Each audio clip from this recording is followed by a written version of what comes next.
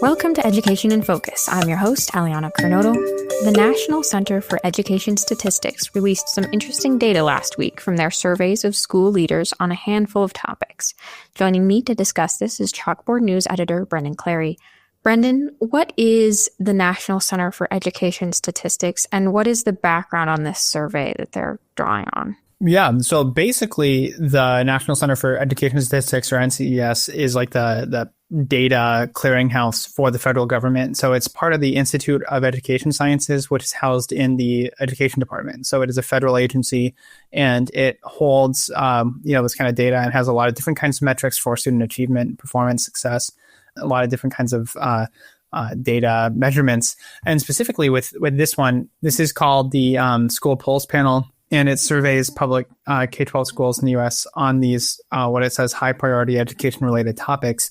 And they have been doing this since 2021-2022 school year as in its current capacity. So that like with staff vacancies, for example, they've been asking that question since the 2021-2022 school year. And if you remember, during COVID-19 pandemic, there was a lot of upheaval, a lot of turnover. Teachers are saying, I'm done doing this, trying to teach virtually and like in this hybrid situation. So there's a lot of movement and upheaval in the education system.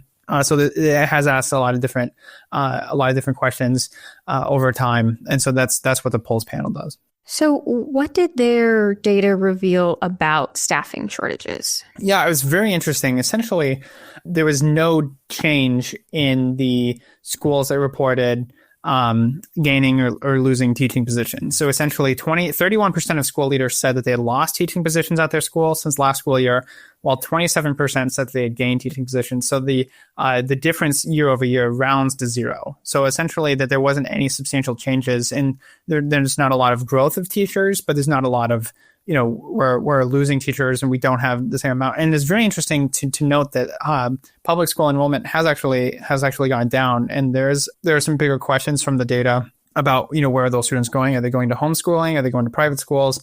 Where are those students? I think another thing to be cognizant of is that in the near future, we're going to continue to see how the birth rate decline is affecting public schools. And so there's going to be school districts that are maybe going to have to look at, okay, are we going to have to close some buildings here? Are we going to have to move resources around because we don't need the number of staff and the number of school buildings because we just don't have the students for those seats? So that's an interesting question that we're going to see, I think, in the light of this. Specifically, what they did know, and Peggy Carr, who's the commissioner of the NCES, she said that, quote, meeting the staffing needs, particularly in filling special education teacher vacancies, continues to be a challenge for schools. So that's something that has perennially been kind of a problem, is that there's enough, there are teachers, and there's not, like a dearth of elementary school teachers, for example, but there are specific subject areas where there might be challenges in trying to hire somebody. And so like in a rural school district, for example, trying to find somebody to teach special education or in, a certain kind of science, that sort of thing. Now, it is interesting to note that the 50% of school leaders reported feeling understaffed, while 97% of teaching jobs are filled. So that's something to note, I think, is that technically, the NCES is saying that despite these superintendents saying that they feel understaffed, which is, sort of a subjective measurement of like, how do you feel? 3% of public school jobs are unfilled, which is about the same as it was in October last year. Again, we're not seeing huge shifts in that demand. So that kind of makes you wonder, okay, what else is going on? Why does it feel like schools are so understaffed? Is it because there is a big push towards administrative positions? And that's one of the things that is taking up a lot of funding, is that, there's a lot more legal hoops to jump through for schools? Or is it that there needs to be more aides because of behavioral issues, at younger grades or in different kinds of classrooms? So that's just something that raised the question. Apparently superintendents and school leaders feel like they need more assistance and they're not getting it. And what did the survey data show about student performance? Yeah, so specifically it said 40% of students are behind grade level, according to the school leaders. So that's what the estimates are. And basically it asks school leaders how many students are behind. And then it took that tally, and that's what they found, is that 40% of students in the nation's public schools are behind grade level, in one or more subjects in October. And that was down 7% from the 2022-2023 school year, but still 8% higher than before the pandemic. So we've made these gains since the 2022-2023 school year, but it's still 8% higher in terms of this is how many students are behind academically than before the pandemic. So it's just, I think it's another testament to here's where school leaders say we are in terms of educational recovery, and that we're not there yet, right? Before the pandemic, school leaders estimated that 30% of students, almost a third, were behind grade level in at least one area. In 2022 and 21-22 school year, it rose to 45%. So again, this is directly from the NCES data.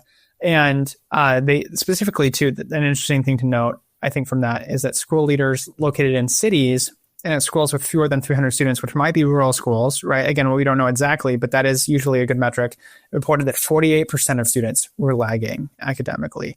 So it's higher in some specific areas. So again, like the COVID-19, when the closures sent people home to be online, sent students home to be online, it was not equal in who it impacted, right? And so that's something that we've seen in a lot of these different kinds of nationwide test studies. Is Black students were harmed. Their test scores were lower, right? They needed that time in the classroom. They didn't get it. And some of these other economically disadvantaged students, again, they saw the similar kind of inequitable outcomes based on the COVID-19 pandemic.